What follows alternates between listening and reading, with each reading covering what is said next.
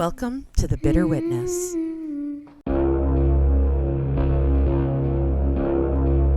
Don't be scared. Hello, welcome back. I'm Rebecca, and I'm your host for The Bitter Witness. I'm so glad you've joined us this week. This week will be our first unsolved murder. I'm very excited. I hope you've had a good week. I've had a very busy week. Thus why the podcast is a couple days late. I apologize. I'm just getting the hang of this podcasting thing, so you'll just have to bear with me. If you enjoy the show, please go to Patreon and support us. For $3 a month, you'll have exclusive access to the Bitter Bits. Miley is filling her face in the kitchen, and Piper has just laid her head down on the pillow on the couch. So it looks like it might just be a Piper ASMR day today. Let's get into this case. Before we begin discussing the case, trigger warning. This case discusses racism, sexual assault, adultery, and murder. It seems to have a little bit of everything. So, sit back, grab a cup of tea, and relax while I tell you about the case of the Hall Mills murders.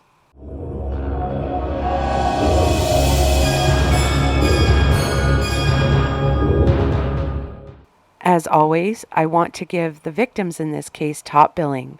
So, Edward and Eleanor, I acknowledge you and I send my love to you wherever you may be. So, because this is our very first unsolved case on The Bitter Witness, I'm going to tell you about the discovery of the bodies, then I'm going to tell you about some of the suspects, and then I'm going to tell you some of the theories. Our case this week takes place in New Brunswick, New Jersey. New Brunswick, New Jersey is about an hour south of New York. It holds a population of about 56,000, so a small-ish town.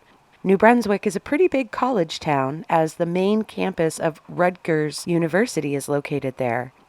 As well, because it's only an hour from the Big Apple, a lot of commuters live there too. New Brunswick is a pretty little place and, for the most part, a great place to raise a family. On the morning of September 16, 1922, 15-year-old factory worker Pearl Baumer was out for a walk with her beau, 23-year-old Raymond Schneider. It was a date, and the two had agreed to take a stroll along a well-known and well-used lover's lane just outside the town of New Brunswick. DeRussey's Lane was a little dirt road that ran alongside an abandoned farm known as the Phillips Farm. The two young sweethearts walked along, scandalously holding hands, chatting, and probably a little flirting. The two decided to find a secluded spot to sit and cuddle. Ray was wondering if he might be able to steal a kiss or two. The pair spotted an old laneway that would have served as an entrance to the field surrounding the Phillips farm, and decided to give it a try. The pair waded through the overgrown grass and thickets until they reached a small clearing. Well, it was somewhat clear, and there was a crab-apple tree off to the left that would offer a little shade from the morning sun. As the two turned to head towards the crab-apple tree, Pearl stopped short. She grabbed Ray's arm and said, "Wait a minute, Ray. There's two people lying there already." Pearl advanced cautiously towards the couple. After getting close enough to them, she cried, "The people ain't breathin'." Ray rushed over to Pearl's side. He looked at the couple lying on the ground and saw the horrible injuries to the woman's face. He couldn't see the man's face, as his Panama hat had been placed completely over it. Ray wrapped his arms around Pearl and said, "Let's get out of here." Ray took Pearl's hand, and the two ran as fast as they could all the way to the closest home they could find, which was about 600 yards away from the horrific scene. Edward Stryker owned the home that the two young lovers ran to. After listening to the unbelievable story from the young couple, Stryker's niece, who lived with her uncle, called the New Brunswick Police Department and reported what the couple had found by the crab-apple tree. The call came into the New Brunswick Police Station at approximately 10:30 a.m. Lieutenant Dwyer took the call and ordered Patrolman Edward Garrigan to head out to DeRussy Lane and see what Ms. Stryker was on about on the phone. Garrigan left the station on foot and started heading for the Lover's Lane. After a few blocks, he flagged down a car that was heading the same way as he. George Cather saw the officer flagging him down and slowly pulled his car to a stop. Garrigan stuck his head inside the vehicle and asked Cather if he would give him a ride out to DeRussy Lane. Cather agreed, and the two men headed out towards the edge of town. After a few blocks, Garrigan instructed Cather to stop the car. Once stopped, another officer from the New Brunswick police force hopped into the car, Officer James Curran. Once inside the car, the three men headed out of town. Once the officers arrived at DeRussy Lane, they were met by a very upset Pearl and Ray. Pearl and Ray led the two officers to the crabapple tree and pointed to the two bodies on the ground. The officers instructed Ray and Pearl to remain on the path while they moved forward to inspect the scene. The couple on the ground were both on their backs, with their feet pointing towards the crabapple tree. The woman's head was resting on the man's right arm, which was extended out straight to the side. His hand was under her head. The woman's left arm was extended out a little to the side, and her left hand was resting on the man's right knee. Part of the woman's neck was covered with a brown scarf. The man's face was completely covered by a Panama hat. There was what looked like a business card resting against his left foot. In between the bodies, there were squares of paper tossed onto the ground. They looked as though they had once been a letter of some sort. Near the two bodies, there was a man's black leather wallet lying open on the ground. The woman's hat was lying on the ground off to the right of the bodies, and the man was still wearing his glasses. The clothing on both victims was perfectly arranged. There was also a .32 caliber shell casing found not that far from the bodies. Beside the bodies, there was a card case lying open. Inside, there was an automobile registration, a Masonic membership card, and a YMCA membership card, all in the name of Edward Hall. As well, beside the female body, there was a 2-foot piece of lead pipe lying on the ground. Officer Curran ran to call headquarters and report in what they had found on DeRussy Lane. Garrigan inched a little closer to the woman's body. He noticed very small movement under the scarf. He swallowed hard and moved even closer. Yes, there was definitely something moving under the scarf. As he slowly pulled the scarf off the woman's throat, the cause of the movement came into view. The woman's throat had been slashed almost from ear to ear, and maggots had hatched inside the wound. Garrigan turned away from the horrific sight and focused on the wallet that lay open on the ground. He could see a driver's license inside the wallet. He squinted and was able to make out the name Edward Wheeler Hall and the address 23 Nickel Avenue, New Brunswick. Garrigan scanned the area surrounding the bodies. There didn't appear to be a struggle. The grass had been trampled down, but it looked as though that had happened quite recently. While Garrigan was waiting for Curran to return from notifying headquarters, a reporter, Albert Cardinal, arrived on the scene. He was a reporter from the New Brunswick Daily Home News. He walked up to Garrigan, exchanged pleasantries, and then began to scan the scene. He noticed the card that was propped up against the left foot of the man. He walked over to it and squatted at the foot of the victim. He realized it was a business card. He asked Garrigan if he could pick up the card to examine it further. Garrigan told him yes, but just make sure to put it back where he found it. Ah, the 20s. Garrigan made a note of what was on the card in his notebook. In Gothic lettering, the card read, Reverend Edward W. Hall, the pastor of the Episcopal Church of St. John the Evangelist in New Brunswick. Curran had made it to a home and called in his report to headquarters. He was hoofing it back to the Lover's Lane when Dr. E. Leon Lobline, the town vet, drove by. Kern flagged down Lobline and asked if he would accompany him back to the crime scene, as they needed someone to identify the body, believed to be that of Reverend Edward Hall. Lobline agreed since he knew the Reverend, and the two men drove back to the crime scene together. Garrigan lifted the Panama hat from the face of the male victim, and both officers looked at the vet. "Yep, that's Reverend Hall, all right," stated Lobline. With that, Garrigan replaced the hat, thanked the vet, and walked him back to his car. Now, back in the 20s, news traveled fast in smaller towns. So by the time that Detective Totten arrived, a group of looky-loos had already assembled by the crabapple tree. They had passed the time by tugging at pieces of bark on the tree and throwing the strips of bark onto the ground, which was in fact part of the crime scene. The looky-loos had also picked up the business card at the foot of the Reverend and passed it around the crowd so that everyone could get a good look at it. As Lobline was pulling away from the scene, Detective George Totten of the Somerset County Prosecutor's Office arrived on scene. With him in the car were Sheriff Bogart Conklin and the county physician William Long.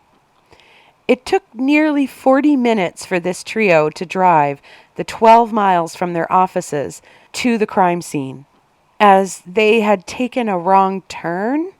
Since New Brunswick is in Somerset County, and since the bodies were outside of the town of New Brunswick, the New Brunswick police had to notify the Somerset County Sheriff's Office. So far, we have numerous people walking through the crime scene, destroying the crime scene, and picking up evidence that is literally touching one of the victim's bodies and passing it around the crowd so everyone can see. Great. Now, once on scene, Sheriff Conklin collected the bullet casing and the card case and the pieces of paper that were scattered around the crime scene. Conklin picked up the pieces of evidence and wrapped them in brown paper. For safekeeping. He also collected the piece of lead pipe and wrapped that in brown paper, which I'm sure would absolutely pristinely preserve that evidence. Totten took the pieces of the letters from Conklin and read what was written in what he determined to be a younger female's writing. One of the pieces of paper read, "There isn't a man who could make me smile as you did today." Another, "I know there are girls with more shapely bodies, but I do not care what they have. I have the greatest of all blessings, a noble man, deep, true, and eternal love. My heart is his, my life is his, all I have is his.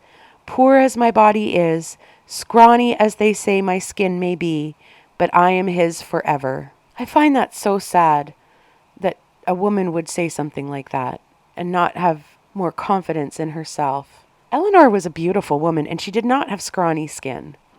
As Totten was reading the torn letter, a green car pulled up to the crime scene. Inside was the first cousin of Reverend Edward Hall's wife, Edwin Carpenter, and he was accompanied by an attorney, William Florence. The two men got out of the car, walked over to the crabapple tree to observe the two bodies. Both men then turned to Totten and Conklin, affirmed that the male victim was indeed Edward Hall, then returned to the green car and drove away from the crime scene. Around 2 o'clock that afternoon, the undertaker arrived of Somerset County, Samuel Sutphin.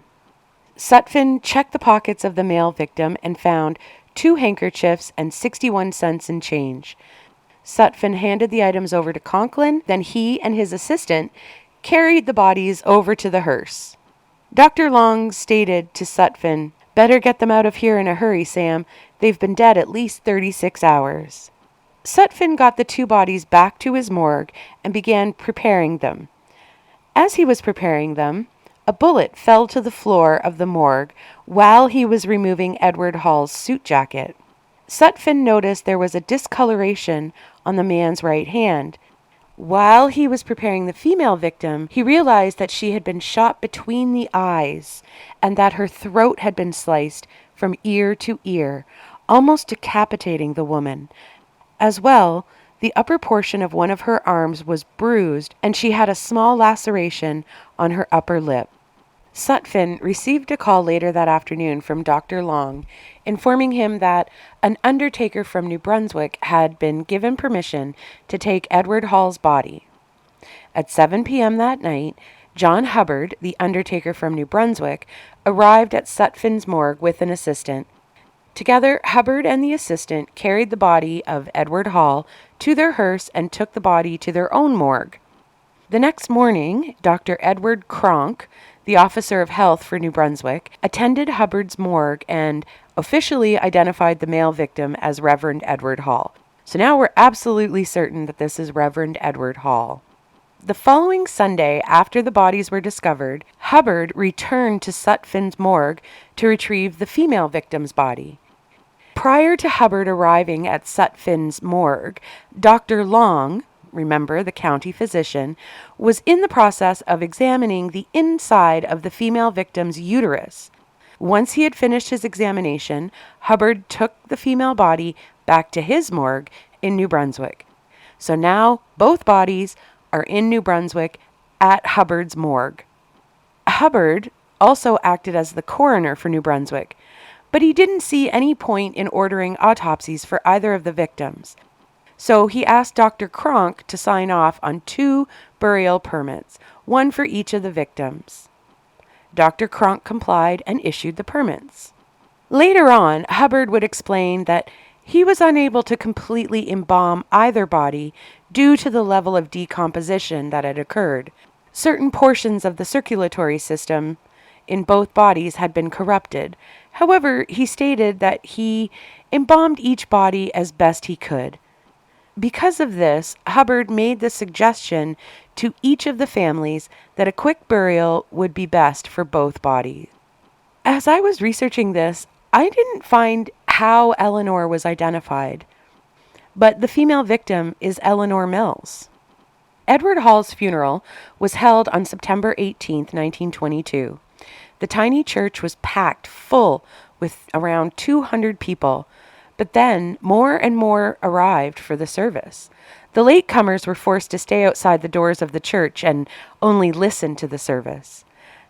Edward's casket was closed, and the officiant of the service, a fellow Episcopalian pastor, stated during the ceremony that even though there were questions surrounding the death of his fellow minister, that he and his fellow church leaders still had the utmost confidence in Edward Hall. Edward Hall was taken to the local cemetery and placed inside a family vault that belonged to the family of his wife. The next day, September 19, 1922, Eleanor's funeral was held at Hubbard's funeral home. Eleanor's 16-year-old daughter, Charlotte, had been left in charge of making all the arrangements for her mother's service. Only a few people attended Eleanor's funeral, and the funeral service itself was interrupted several times by Charlotte begging the funeral home workers to open her mother's casket so she could see her mother's face just one last time. Sadly, the funeral home workers refused, and poor Charlotte never got to see her mother again. That is the discovery of Edward Hall and Eleanor Mills. Now, let's take a look at some of the suspects in this case. First up is Jimmy Mills, Eleanor's husband. He's a sexton at St. John's Episcopal Church. A sexton is someone who looks after the church and the churchyard. So basically, a janitor or custodian, whichever is not a faux pas. Jimmy was extremely cooperative with the police. He attended several interviews with them. He believed that the murders took place somewhere else and that the bodies were moved to where they had been found. He stated to the press that he felt that the motive for the killings was one of robbery and not jealousy, which at this point had been suggested several times. Jimmy stated to reporters, "I think some robbers killed him for his gold watch and his money. He always carries a large sum of money, and lots of people knew it." The papers were saying, and as well as the gossip around town, that the Reverend and Eleanor had been having an affair for at least a couple of years. However, Jimmy didn't agree with this. He's quoted as saying, "I can't explain it, why he and my wife were together there, or wherever else they must have been, unless it was to talk over some church matters." let me give you Jimmy's account of what he did and what happened between him and Eleanor on September 14th. At 5:45 p.m. on September 14th, Jimmy stopped in at St. John's Church to clean up after some workmen had finished for the day. They were repaneling the vestibule in the Sunday school room, and he knew there would be wood shavings that needed to be picked up. Jimmy stated that there was a bigger mess than he thought, and he didn't arrive home until 6:15, at which time Eleanor expressed her displeasure in his tardiness. According to Jimmy, Eleanor told him he was late for his supper. After supper, Jimmy stated that he went out onto his back stoop to work on some window boxes that needed to be replaced. Jimmy stated that while he was working on the window boxes, Eleanor left the house to go make a phone call at the local candy shop. Apparently, a neighbor had told Eleanor that afternoon that Reverend Edward Hall had called for her and she wanted to go return his call. 10 minutes after Eleanor had left the family home, the couple's 2 children, Charlotte and Danny, had left the home to go visit an aunt. Around 7:30 p.m., Eleanor returned home from making her phone call at the candy shop. According to Jimmy, when Eleanor returned, she grabbed her hat, shawl, and scarf and headed out again. Jimmy stated that he called after Eleanor asking where she was going, and that Eleanor called back to him, "Follow me and find out." Jimmy stated that that was the last time he saw his wife. Around 9 p.m., a downstairs neighbor from Jimmy, Mrs. Elizabeth Kelly, yelled out to Jimmy complaining about the hammering he was doing. According to Jimmy, she asked what he was doing, and he answered her, "Just making some window boxes." Jimmy stated that he worked on the window boxes until around 9:45, and then he just sat for a few minutes reading the evening paper. He told the police that someone had ripped out one page from his paper. Charlotte and Danny returned home around 10:30, and a few minutes later, Jimmy stated that he decided to go look for his wife, as she was usually home around 10 whenever she would go out. Jimmy stated that he left the family home a few minutes after Charlotte and Danny returned, and that he decided to go to the church to see if his wife was there, but he stopped at a stationery store and had a glass of soda water on his way. This detour for a drink had him arriving at the church at about 11:05. Once at the church, Jimmy stated that he closed some windows that had been left open and waited about 15 minutes, then headed home. He stated that when he went home, he went to bed, leaving the kitchen light on for Eleanor. Jimmy stated that at approximately 2 a.m., he awoke and noticed that the kitchen light was still on and that Eleanor would have definitely shut it off when she got home. Growing a little concerned, Jimmy stated that he went to the bedroom that his wife and their daughter had been sharing for about 2 years and knocked on the door. He pushed the door open a little and asked Charlotte if her mother was home yet. Charlotte, who was dead asleep, was only capable of mumbling something about being asleep and not much else. So Jimmy pushed the door open all the way and saw that Eleanor was not in her bed. He stated that he was now really worried that his wife had had one of her fainting spells, so he went back to the church to look in the pews and around the church for her.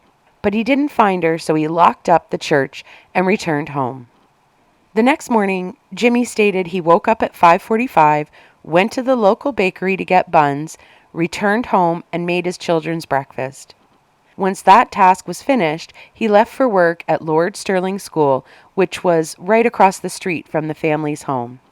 Jimmy stated that he never reported his wife missing because she sometimes went away for a day or two, and he figured that was what was happening now, so he didn't pay much attention to the fact that she didn't come home.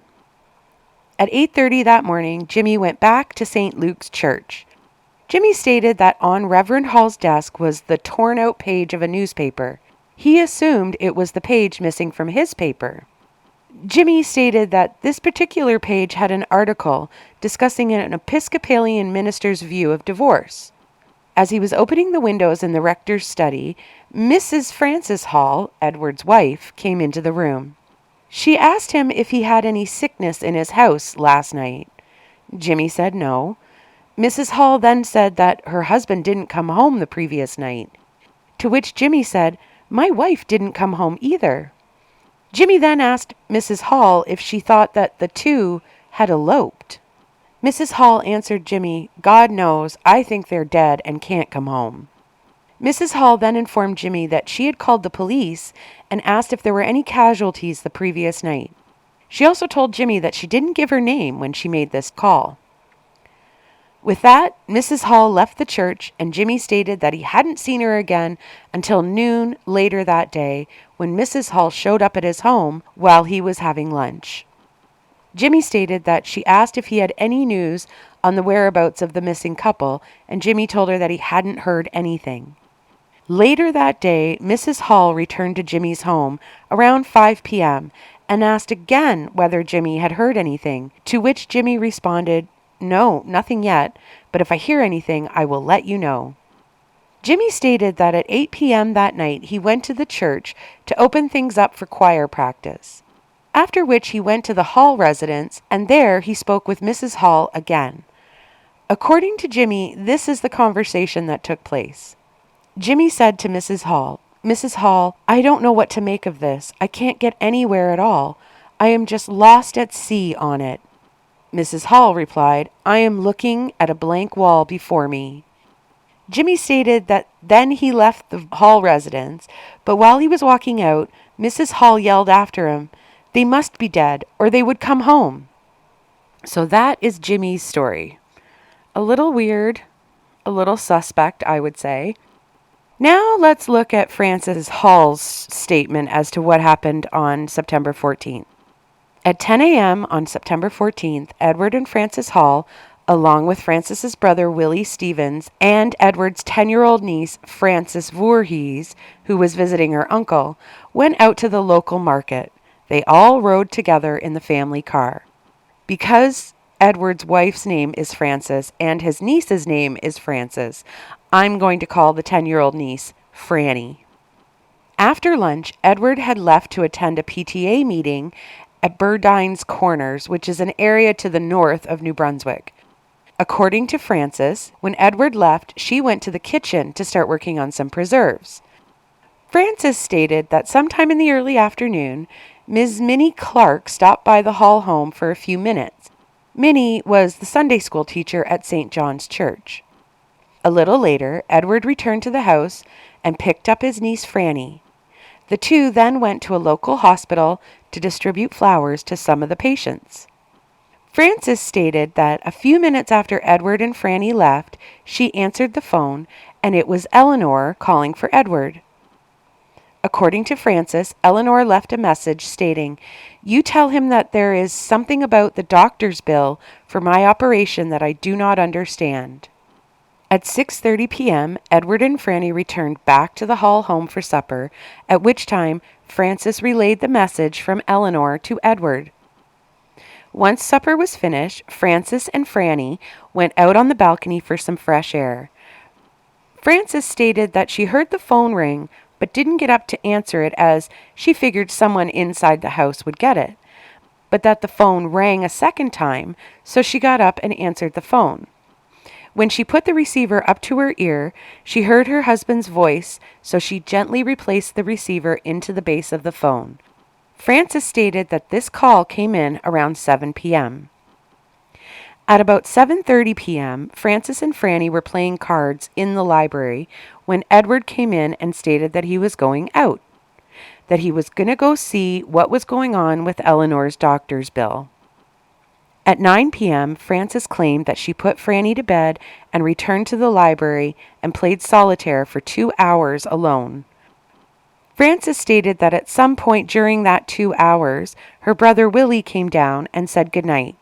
She stated that after supper, Willie had gone to his room and stayed there until he came down to say goodnight.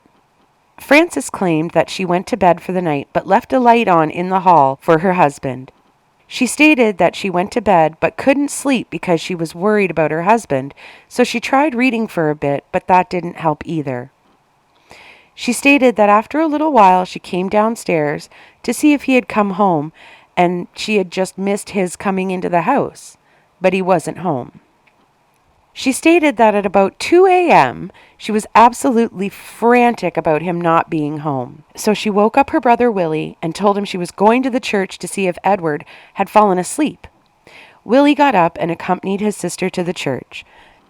The two walked to the church, and Frances stated that when they passed by the garage of the house, she noticed that both family cars were in the garage. When Willie and Frances arrived at the church, they found it dark and locked. Then Frances thought maybe Edward was at the Mills home, as she remembered the message that Eleanor had left earlier. She thought perhaps there might be someone sick at the Mills house, and her husband was attending to them. So she and Willie walked over to the Mills home, but it was dark and quiet, so the two walked back to the Halls home. Frances stated that the entire trip took approximately half an hour. Frances stated that when she and Willie got back to the house, she went directly up to her room and got undressed and into bed. She stated that she assumed that Willie had done the same. Frances stated that she still didn't sleep very well, and early in the morning she made the call to the police department, asking if there had been any casualties the night before. She was informed that there were no injuries or casualties by a gruff policeman on the phone.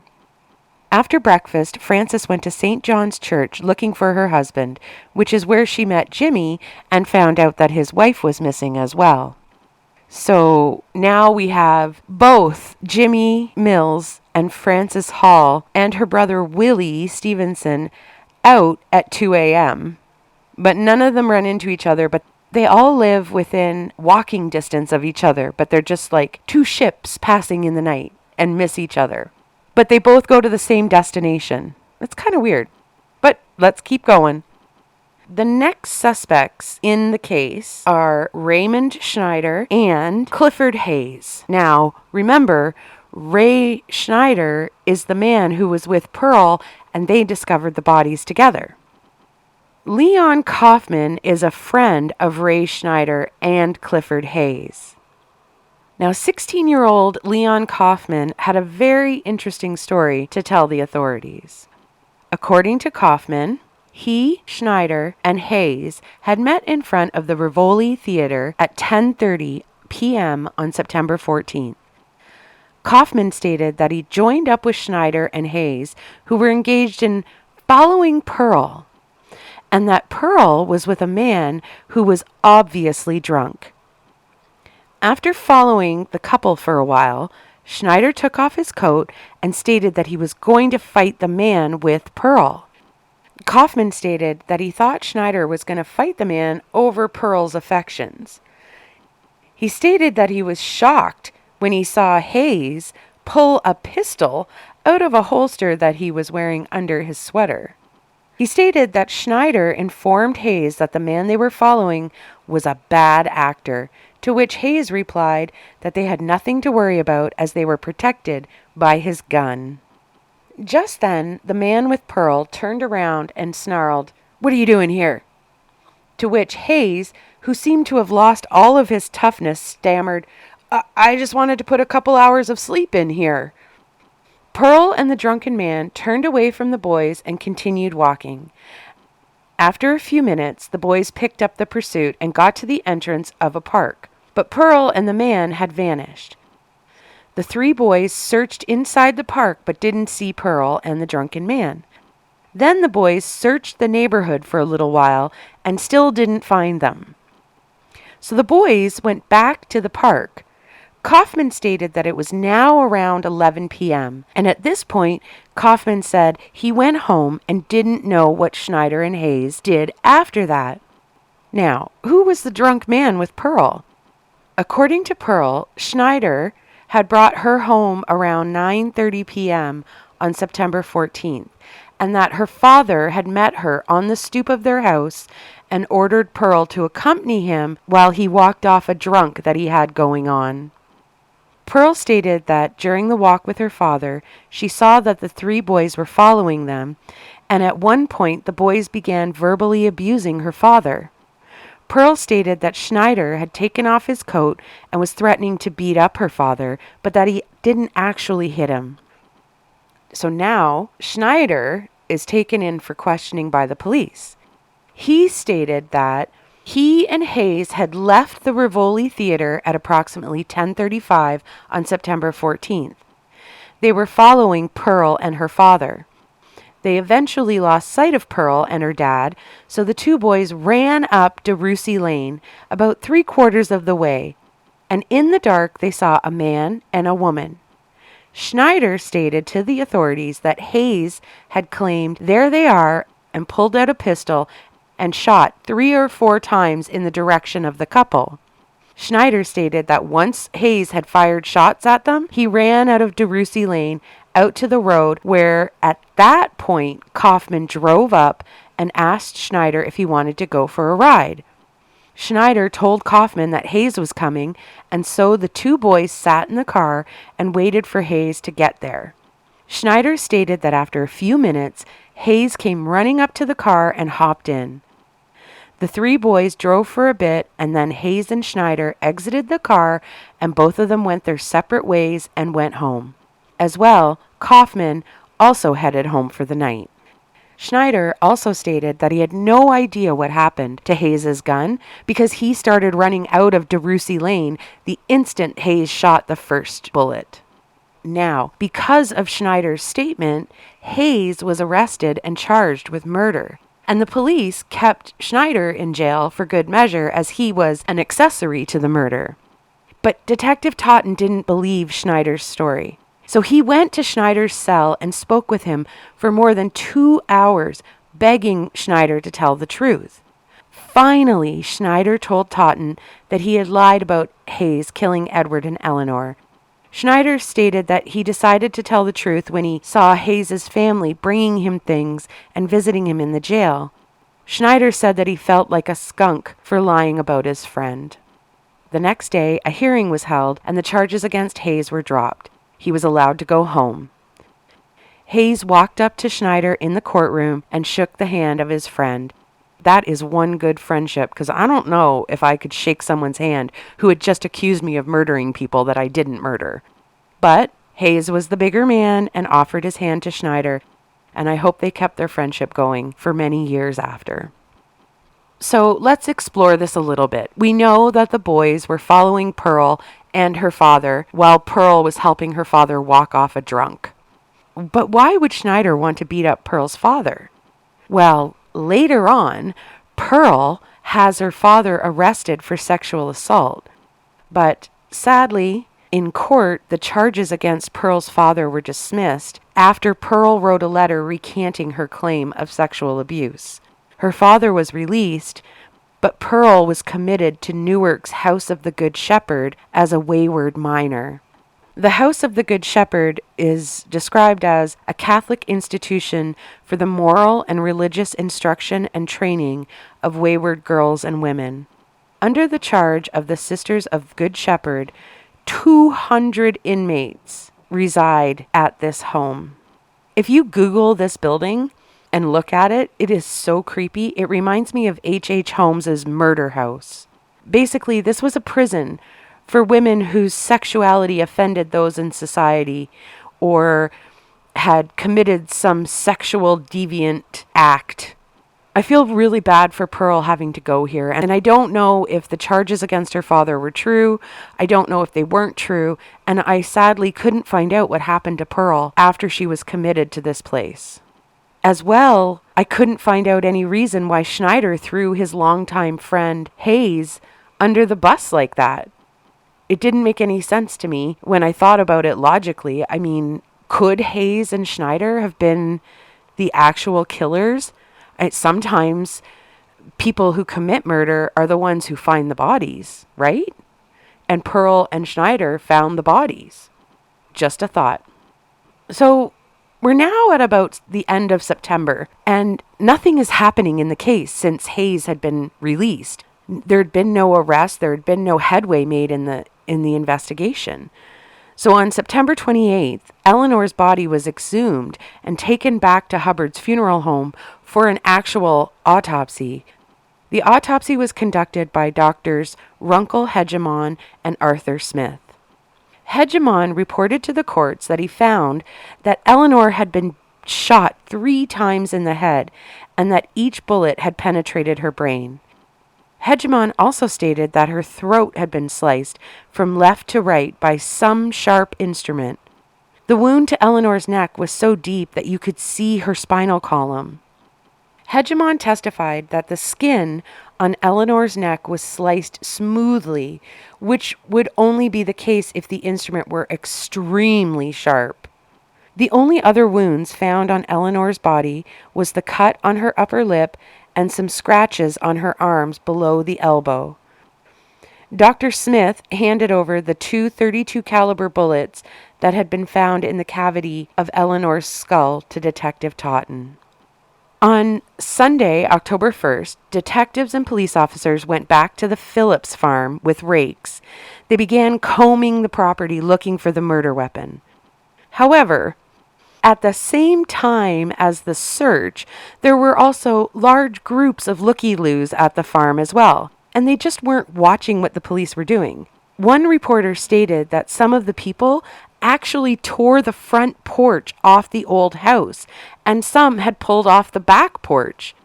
Someone ripped off a window pane and entered the farmhouse, went through the farmhouse and opened the front door so that all the looky-loos could come in and search for souvenirs.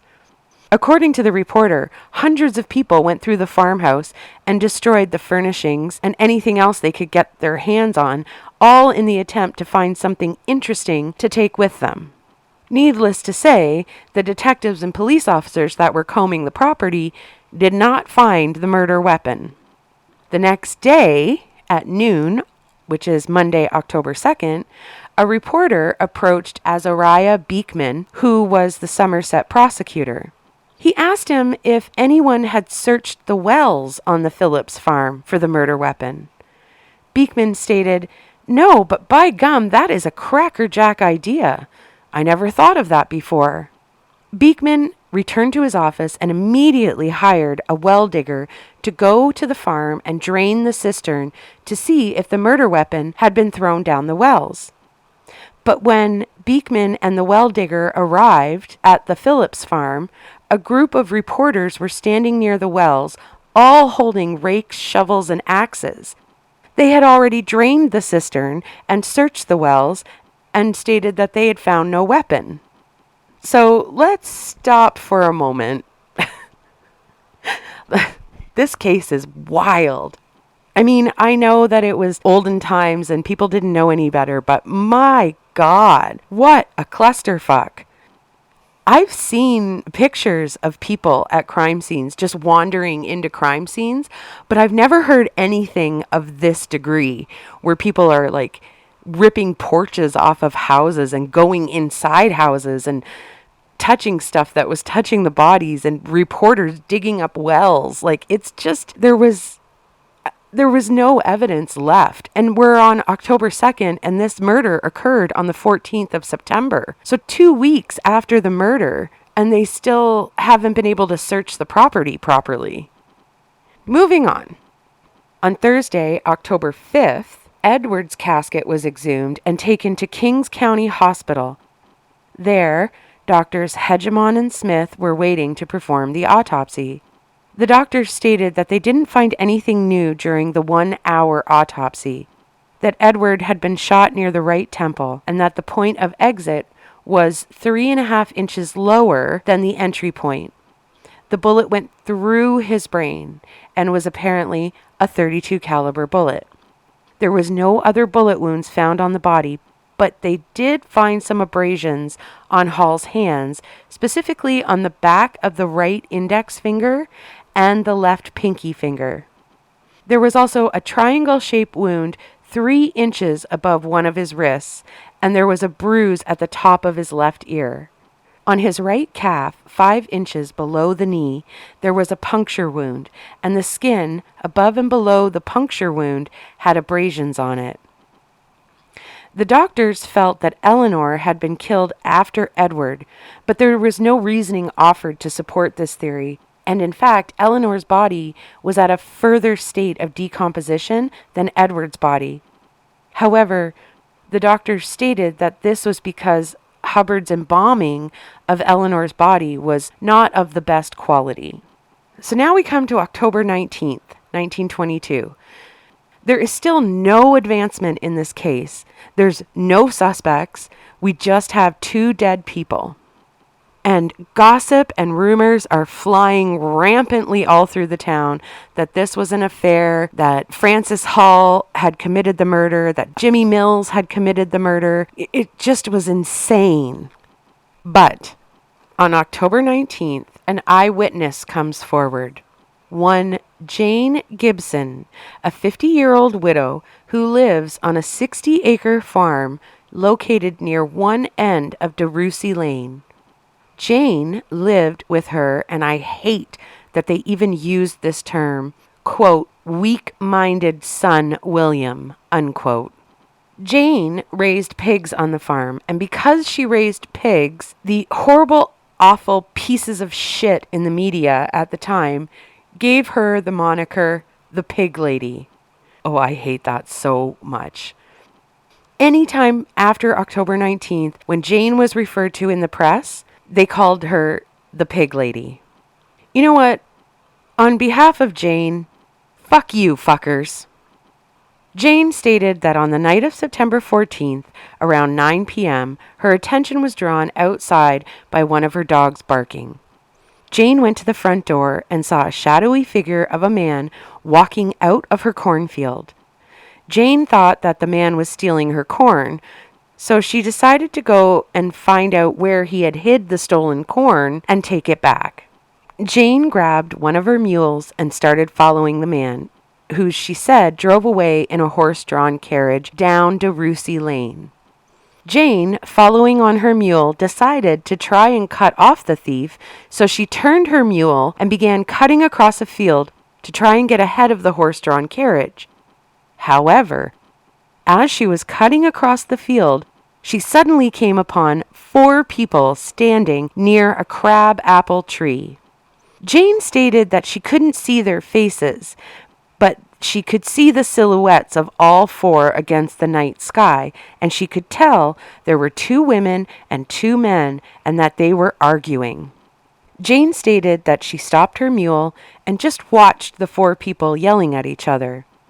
She said that after the 4 people had been arguing for a really long time, they began to physically fight, and then suddenly a shot rang out and one of the people dropped to the ground.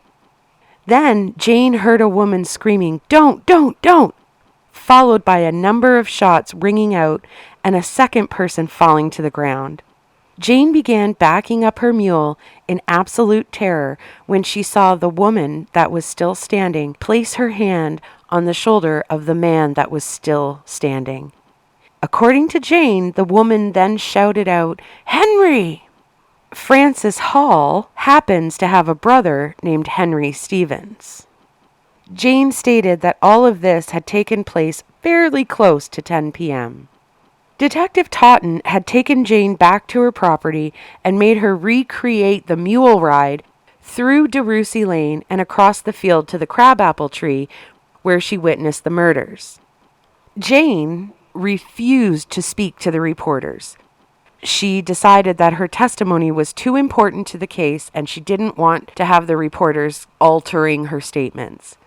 But what happened was, because Jane wouldn't talk to the reporters began camping out on her property, trying to get her story. Finally, Jane broke her silence to the reporters. She stated that she hadn't come forward right away with what she had witnessed because, quote, she didn't want to get up in no murders, unquote. But once Schneider and Hayes had been arrested for the murders, she stated she couldn't let an innocent boy take the rap. The story of Jane being an eyewitness broke on a Monday. She spoke to the reporters on a Wednesday, and by Thursday, Jane was telling the reporters that she would be able to identify the killers of Edward and Eleanor.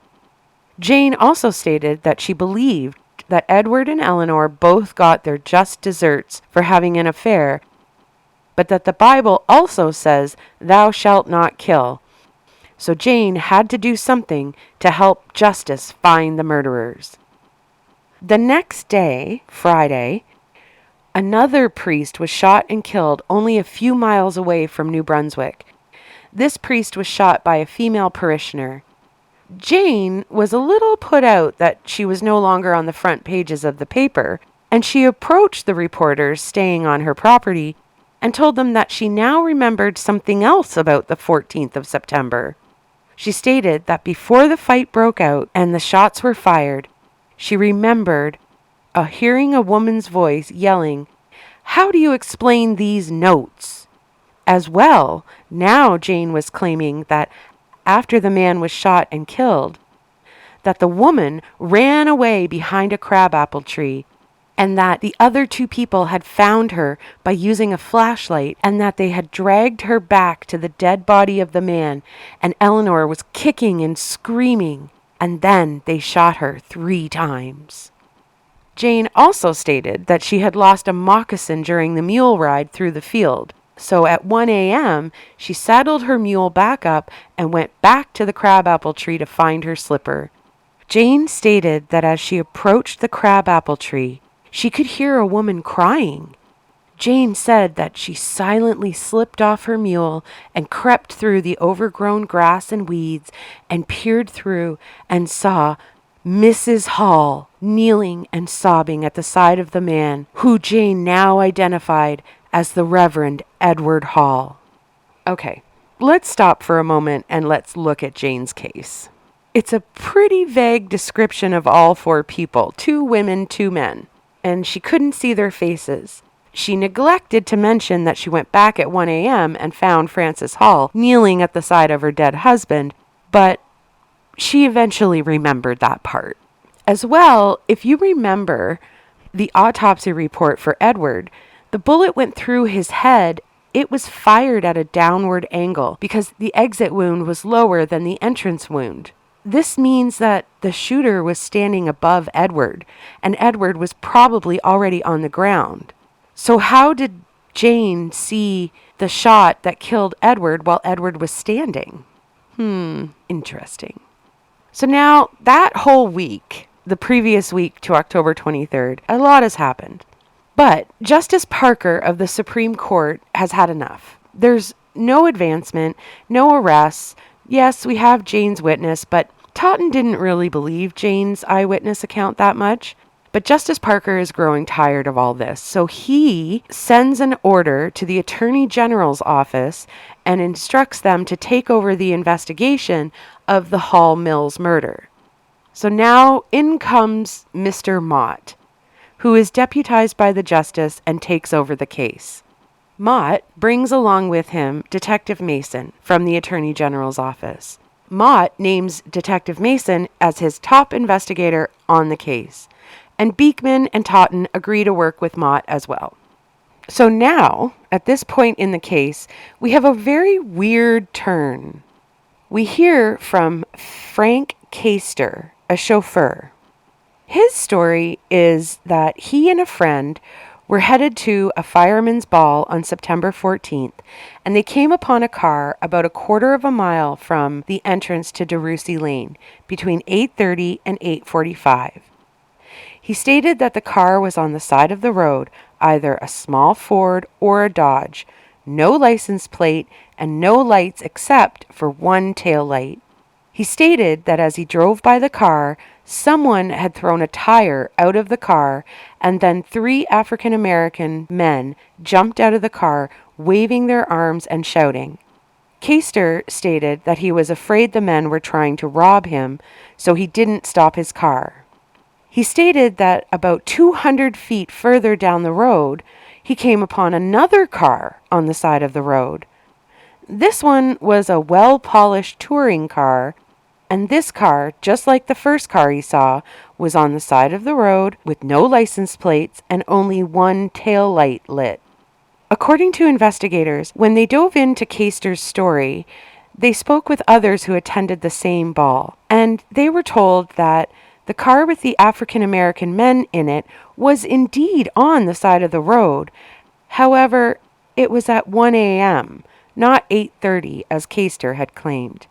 And since the police were certain that the murders had taken place earlier in the evening on the 14th, they didn't follow any of this information up. Now, after we hear from Caster, reporters claim that Jane Gibson had stated, you remember Jane on the mule losing a moccasin, Jane had told them that she was the widow of a minister who had passed away in Kentucky. But the reporters found out that she was actually the wife of a man named William Easton, who was a toolmaker for the Mack Truck Company. Apparently, William Easton declared his home address at work the same as Jane's, and apparently he had been seen by reporters staying at Jane's home quite often. The reporters found William Easton at work, and he wouldn't admit or deny that he was in fact the husband of Jane Gibson.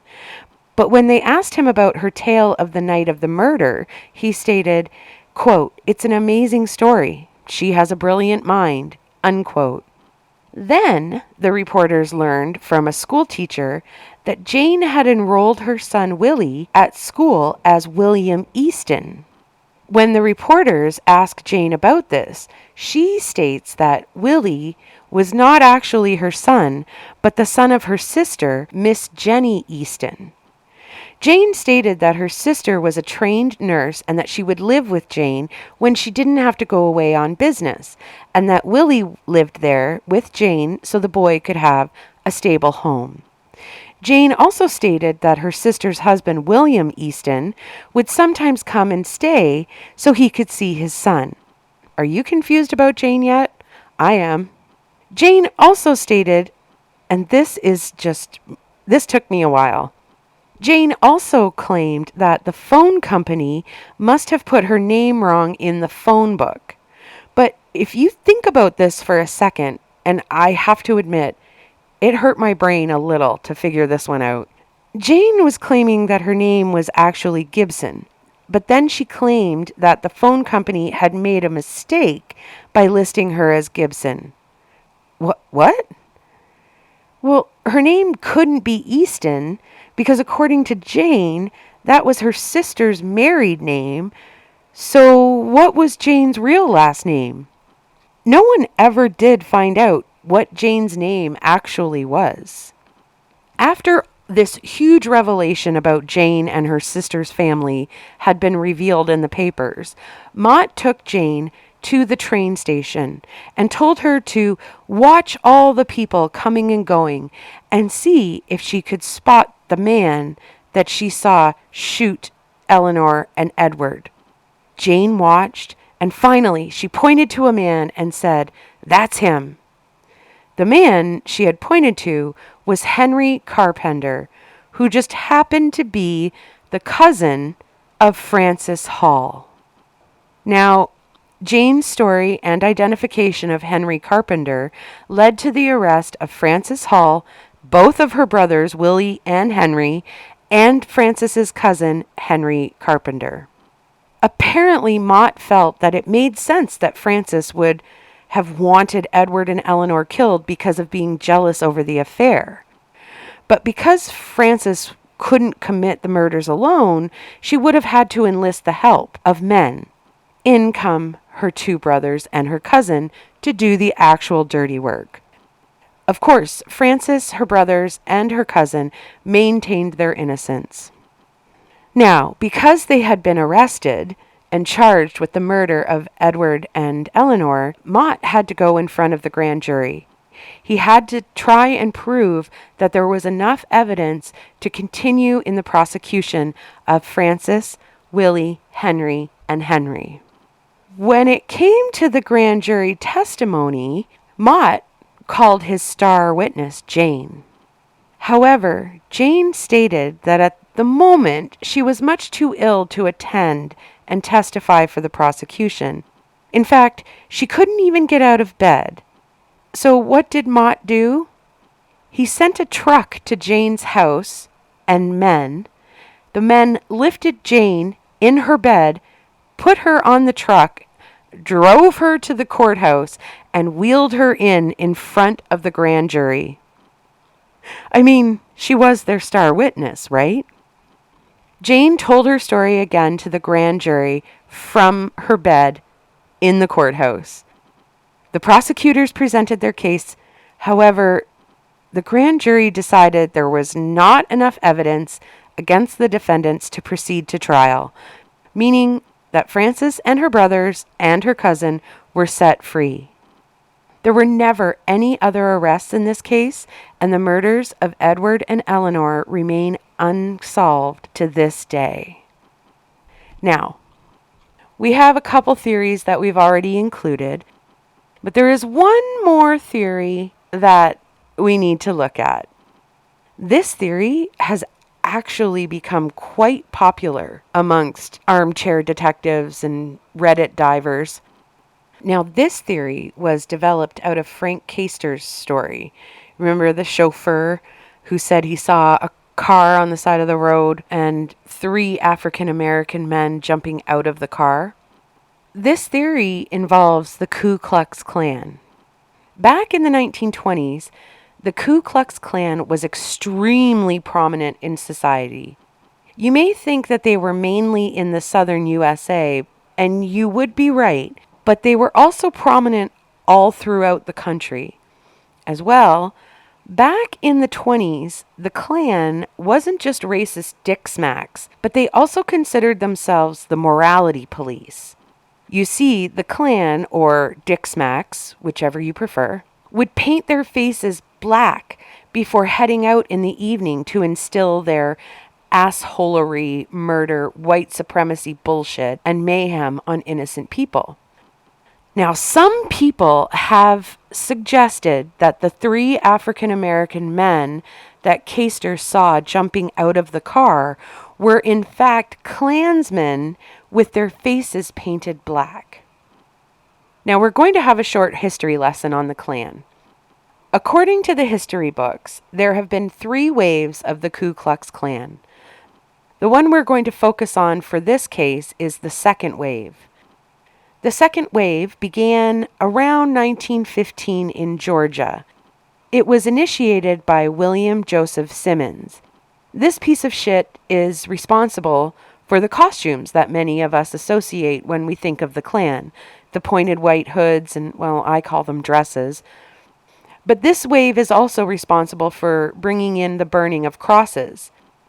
These 2 things had never occurred during the first wave, which was established in Tennessee in 1865. The costumes and the cross burning was actually introduced in a book by Thomas Dixon entitled The Klansman, A Historical Romance of the Ku Klux Klan. It was this book that was the basis for the movie The Birth of a Nation, which Simmons based the practices of the second wave upon. The members of the second wave weren't just racist assholes. They also were anti-Catholic, anti-Pope, anti-Jewish, pro-prohibition, and pro-morality. The members of the second wave preached 100% Americanism.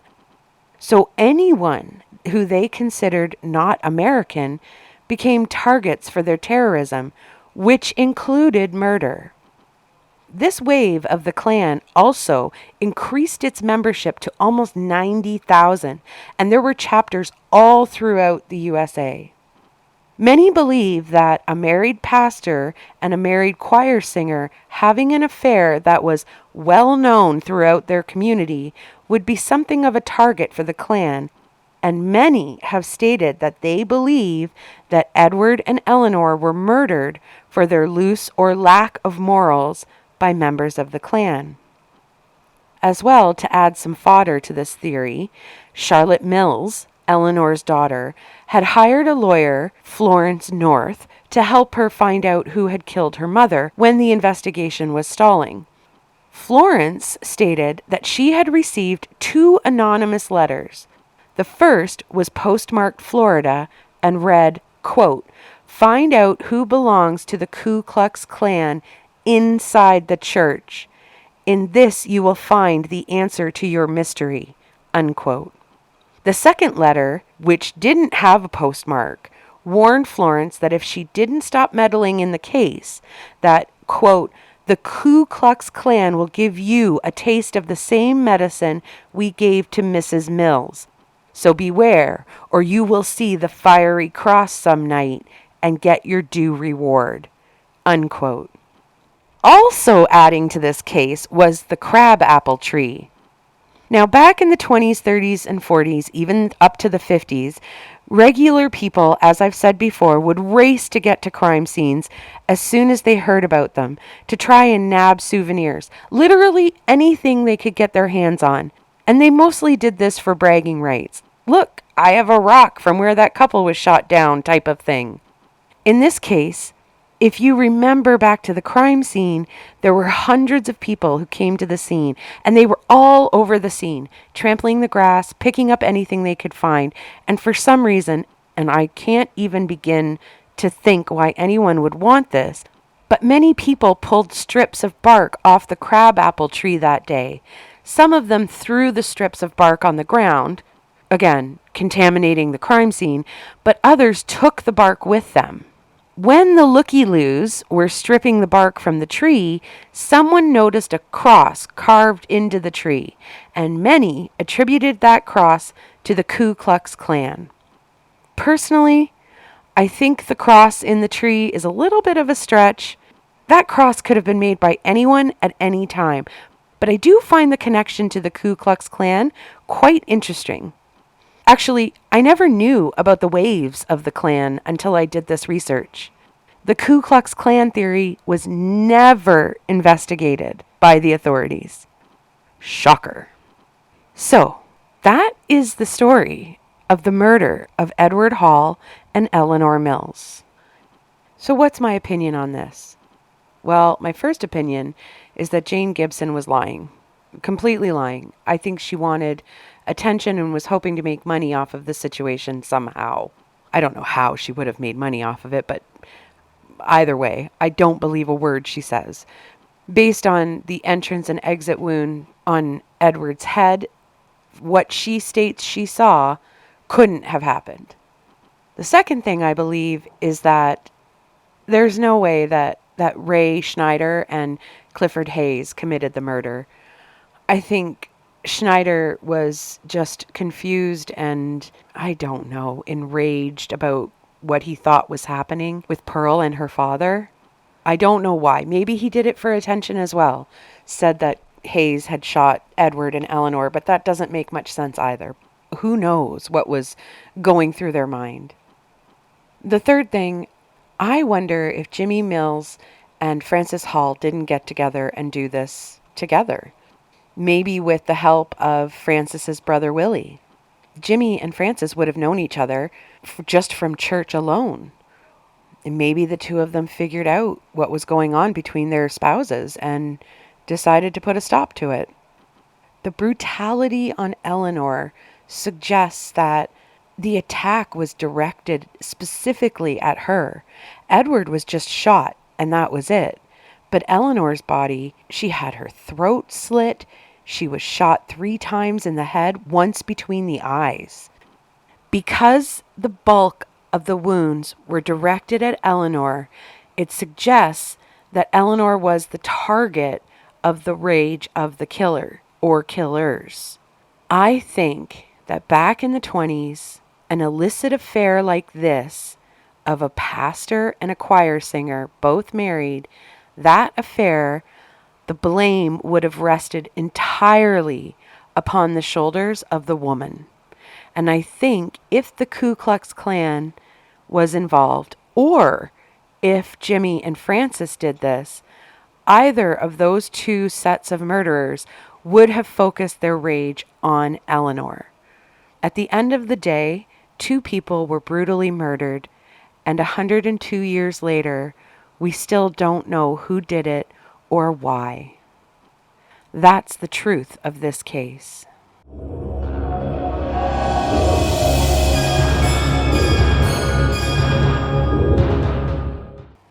I hope you enjoyed listening to this case.